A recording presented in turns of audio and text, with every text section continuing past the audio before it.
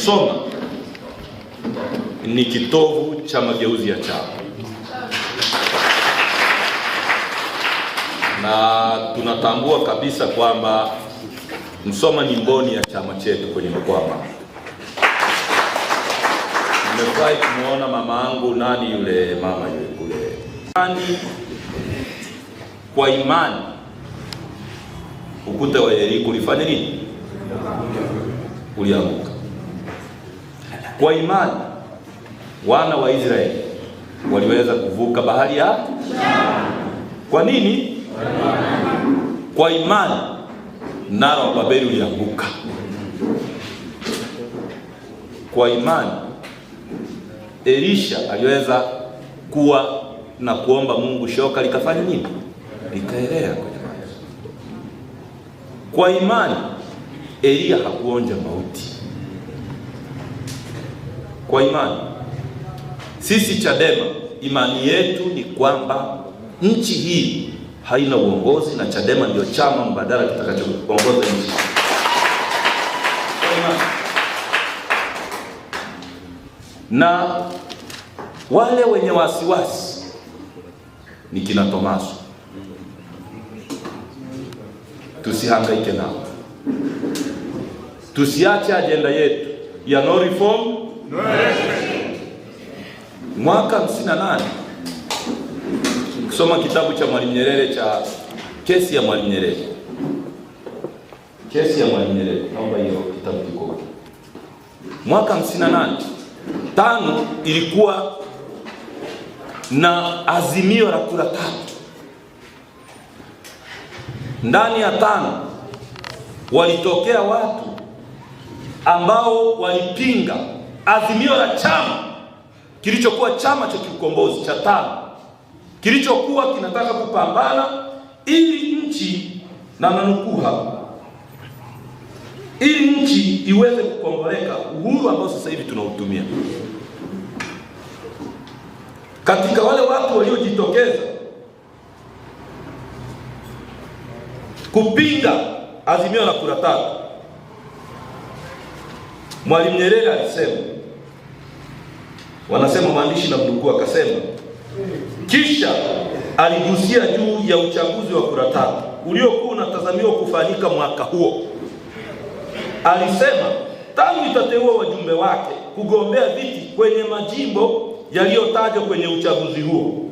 Akaonya kwamba mtu yeyote aliyesimama kupingana na mjumbe atakayeteuliwa na 5 atatoswa na kususiwa. Mwisho. Kwa sababu 5 ilikuwa inaenda kupambania kura ngapi? Na ndio ilikuwa azimio lake. Chadema mwaka 2024 back to mwaka 2019 mkoa wa Mara tulienda kwenye uchaguzi, tukagundua uchaguzi ule utaua watu wengi. Uongo kweli? Tukatumia falsafa ya Mfalme Sulemani na wanawake wawili. Mmoja alikuwa sio mwenye mtoto na mwingine alikuwa mwenye mtoto. Yule aliyekuwa mwenye mtoto akagundua tukihangaika kulazimisha mfalme atatue hii kesi, na mfalme ameshasema mtoto akatwe katikati, wote tutakosa nini? Wache nimwachie siku. Mfalme akagundua wenye mtoto ni huyo aliyepatwa na huruma. Sisi mwaka 2019 tunaamini sisi ndio wenye mtoto. Wananchi wa Tanzania ni watoto wa Chadema. Chadema inawapenda, haiko tayari kuona wanakufa. Tukagundua yule mama kahaba asiyokuwa mwenye mtoto anataka tukagawane mtoto kwa damu kumwagika. Tukajitoa ili mfalme ambaye ni wananchi mgundue kwamba mwenye mtoto anayesikilizia nchi uchungu ni Chadema. 2020 tukasema wamejifunza, tukaingia kwenye uchaguzi. Kwa takwimu za kuelekea mpaka mwaka 2020, ndugu zangu, Chadema mkoa wa Mara tulikuwa tunaongoza kata 77. Chadema mkoa wa Mara tulikuwa tunaongoza halmashauri 4. Chadema mkoa wa Mara tulikuwa na majimbo manne, sio? Serengeti, Tarime mjini, Tarime vijijini na Bunda, sio? Chadema mkoa wa Mara tulikuwa tunaongoza halmashauri ya mji mdogo wa Shirati.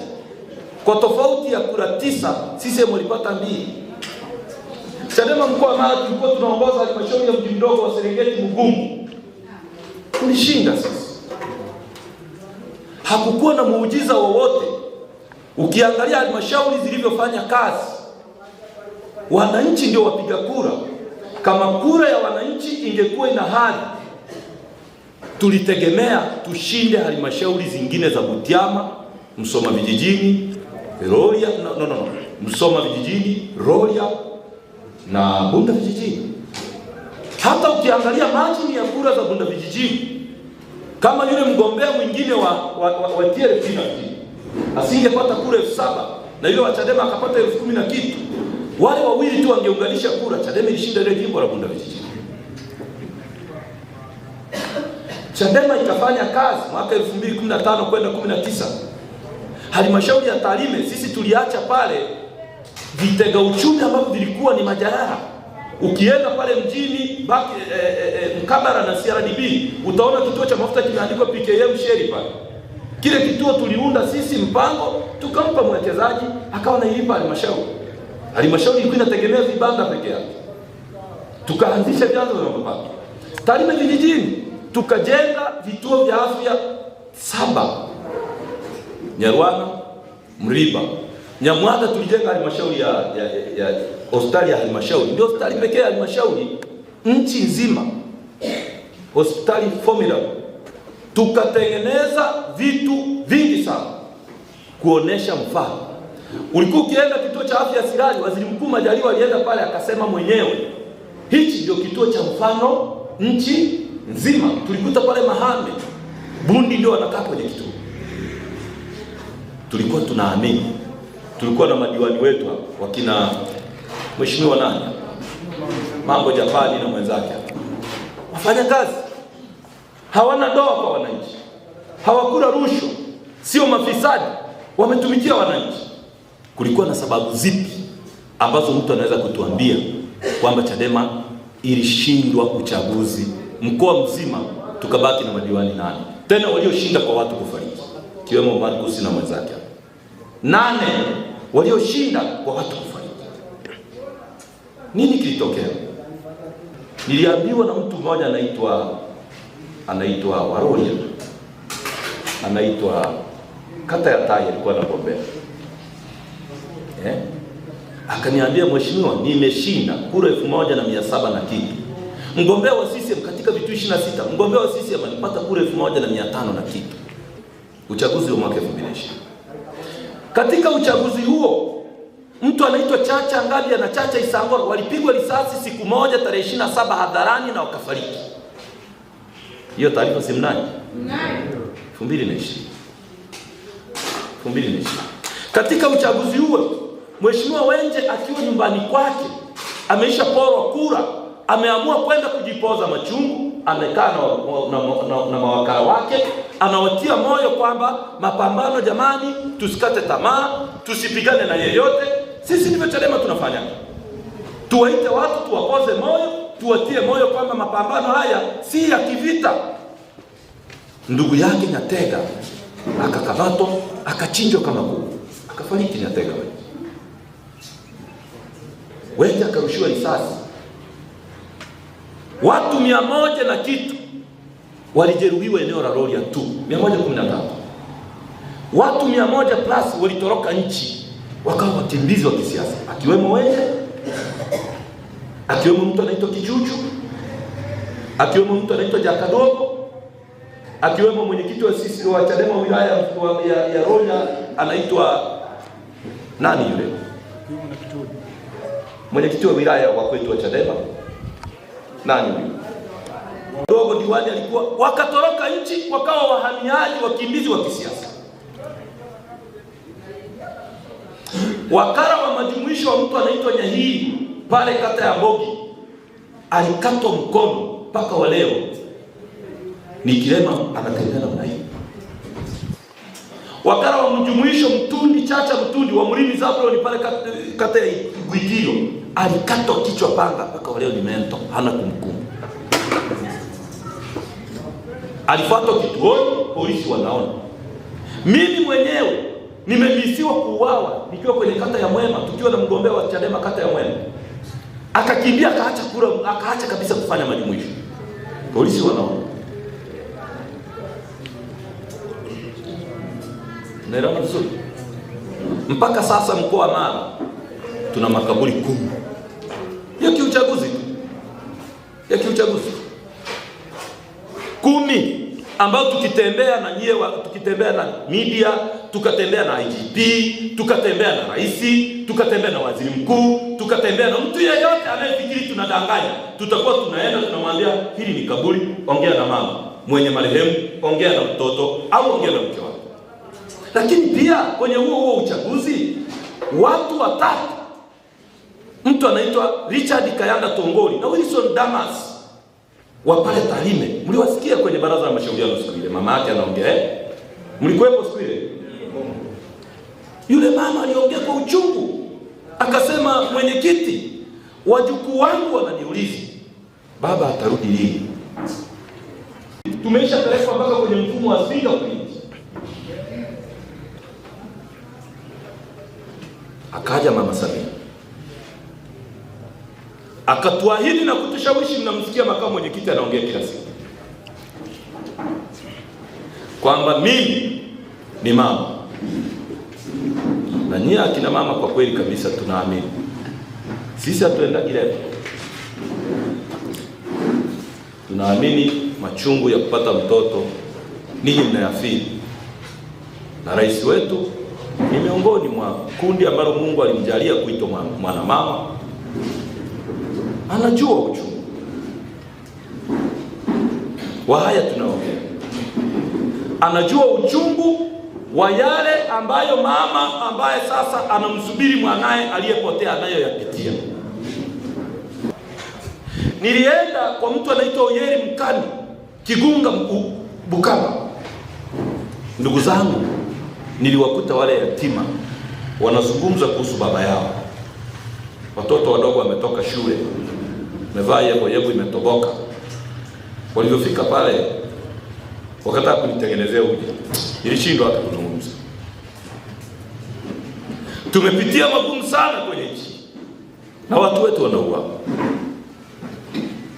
Anatokeaje mtu aliyezaliwa Musoma mkoa wa Mara anakubali tupeleke watu wengine machinjioni waende kufa ili Chadema tujiite ni chama cha siasa? Kwa nini mnafanya? Kwa nini tunafanya? Kwa nini tunakubali watu kuwa ni mitaji yetu sisi ya kujenga manyumba na kununua magari? Watu wanaumia.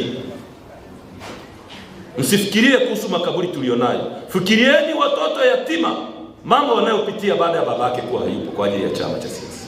Fikirieni. Oneni huruma wa watoto. Ndio maana tukakubaliana na Samia kwamba tutakubali kuzungumza, pamoja na kwamba sisi ndio tuliumizwa, lakini tukajifanya wajinga.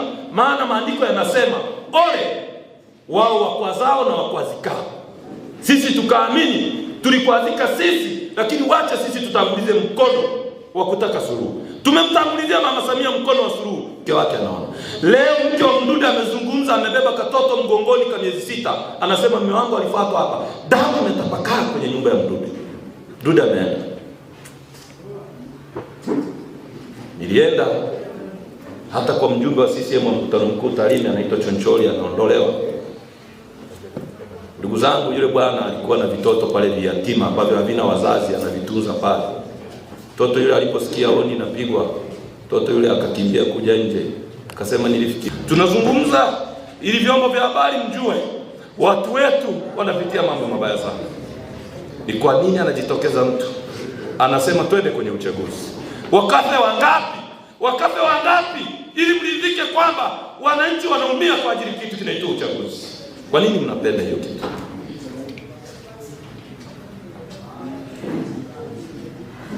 Tumedai no reform.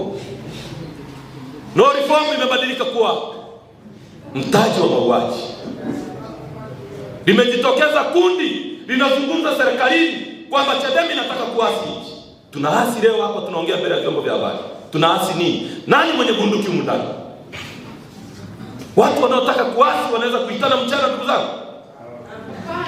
Kwa nini tunafanya hivyo? Mataifa ya jumuiya za kimataifa, SADC, AU, mko wapi? Tanzania tunakufa. Mko wapi? UN mko wapi? Ambassadors, where are you? You are dying. We are dying. We are dying. We are dying, Tanzania. We are dying. Where are you? Tunakufa. Tunakufa. Hatuna uhakika wa kuishi. Hata mimi leo niwaambie ndugu zangu wa Msoma, maisha yangu nimemkabidhi Mungu. Kabisa. Kabisa. Kama huruma kwa Tundu Lissu imekosekana, aliyepigwa risasi kiasi kile, Tundu Lissu anayetembea na vyuma, hana uwezo hata kupanda ngazi, alipandishwaje kwenye gari ya polisi kwa kukanyagwa mateke? Anaishije mle gerezani? Hakuna mtu anayemwona. Kama ulivyofanya Mwenyezi Mungu kwa Petro, kama ulivyofanya kwa Sira, tunaomba uingie Tanzania, uingilie kati. Sisi hatuna bunduki. Wanaotumiza wana bunduki. Tumesema na tunasema bila mabadiliko ya kimsingi, ya kikanuni, ya kikatiba, hatuna damu za kwenda kupeleka kuuawa machinjioni. Sisi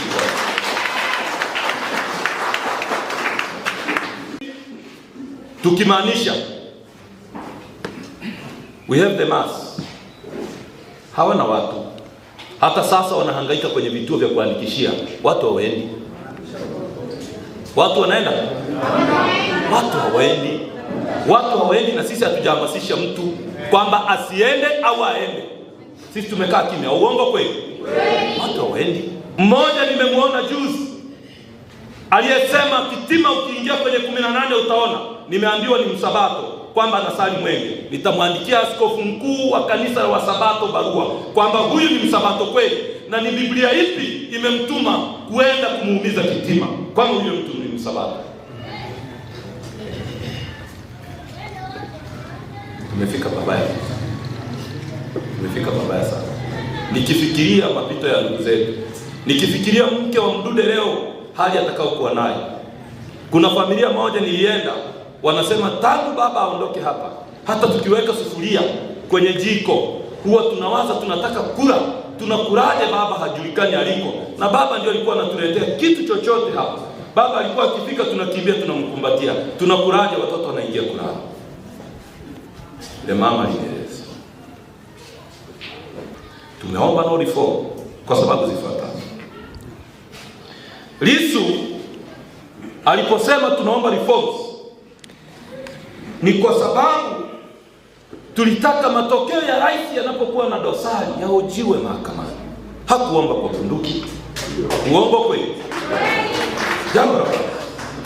Jambo la pili, Lissu aliomba no reform ili mamlaka ya kumteua mwenyekiti wa tume iwe neutral, isiyo mamlaka ya rais, ambaye rais ni mgombea, rais ni mwenyekiti wa Chama cha Mapinduzi, sio ulimu. Ombi la ngapi hilo? Ombi la tatu, tunaomba no reform ili rais ateue makamishna wa tume, akiwemo Mapunda ambaye alikuwa mwenyekiti na katibu mwenezi wa Chama cha Mapinduzi, bado ni kamishna wa tume. Tume mnaiita tume huru, watendaji ni wale wale wa tume iliyotoka zamani. Kwa nini tume hiyo kama ni huru haikutangaza vetting watu waombe nchi hii, na watu wengi ambao wengine hawana vyama, sio Chadema, sio CCM, wala sio hiyo vyama vingine vya mfukoni, wangejitokeza watu wengine waombe kuwa makamishna wa tume ambao hawana chama cha siasa. Hiyo vetting ilifanyika lini? Lissu anaomba hiyo, mnaomba kesi ya uhaini. Uhaini uko wapi hapo? Ombi la nne, tunataka uchaguzi wa amani. Yasitokee haya niliyoyaeleza hapa ya makaburi kwenye miji ya watu, watu kutekwa na watu kupotea, watu kubadilika kuwa majeruhi na watu kuwa vilema. Rafiki yangu mmoja pale Nyamongo, anaitwa Madukura Kitambo, ni fundi ujenzi. Madukura Kitambo ni fundi ujenzi. Saizi Maduhu Kulwa Kitandu amebaki wa kuelekeza kwa mdomo, na wale vibarua wanamheshimu tu, simply because tarehe 27 mwezi wa 10 2020 we are talking only the truth. Nimeokoka, Yesu ni Bwana. Nazungumza ukweli tu, sitaki kumsingizia rais wala mtu mwingine yeyote. Maduhu Kulwa Kitandu alipigwa risasi kwenye mkutano wa hadhara kwa sababu ni kampena mzuri wa Chadema. Maduhu Kulwa Kitandu ni mlemavu mpaka sasa, hawezi kupandisha tofali, hawezi kushika ngazi akaenda kule juu, amebaki mtu wa kuelekeza kwa mdomo. No reform, no election itakuwa ni suluhisho la mauaji kwenye nchi kwa ajili ya uchaguzi. Kusiwa na mauaji, kusiwa na watu kupotea, kwa sababu hii ni mbegu, ndugu zangu. Kristo Yesu alisema ili mbegu nyingine iliyopandwa kwenye miba na nini ilikuwa namna fulani, iliyopandwa kwenye mwamba ilikuwa namna fulani. Kwenye no reform, no election tunataka Tume ya Taifa ya Uchaguzi iajiri watumishi, watendaji wa vijiji, madasi wa mfano wa dasi wa Tarime aliyepelekewa ushahidi wa barua ya Kenya kwamba Nyangoko Paulo Thomas si raia wa Kenya, bado akamwengua mtu huyo. Kama kwenye kijiji tu aliona aengue mtu, kwenye udiwani na kwenye ubunge atafanya nini? Eti huyo ndio tunasema afisa mwandamizi. Sasa mmemwondoa mkurugenzi. No, tunataka tume iajiri watu neutral, watu wazuri, wacha Mungu, wanaomwogopa Mungu, wasimamie uchaguzi. Hakuna tanzi atauawa Tanzania. Ndio no reform, no election tunachotaka. No reform, no election. Tunataka mawakala wa vyama vya siasa. Mimi nagombea, namtambulisha Mambo Japani kuwa wakala wangu wa kituo cha Mkendo kwa niaba ya Chama cha Demokrasia na Maendeleo Chadema. Mambo Japani akifika mlangoni hapa aoneshe barua yangu ya kumtambulisha, akae kwenye kituo. Masuala ya kumsubiri mkurugenzi ambaye ni kada wa Chama cha Mapinduzi kwamba ndio akuidhinishe, wakati mwingine anafunga simu, mawakala wanaruhusiwa saa 8, kura zimepigwa saa 2. Hatukubaliani na hilo. Hatuna nafasi ya kupeleka watu.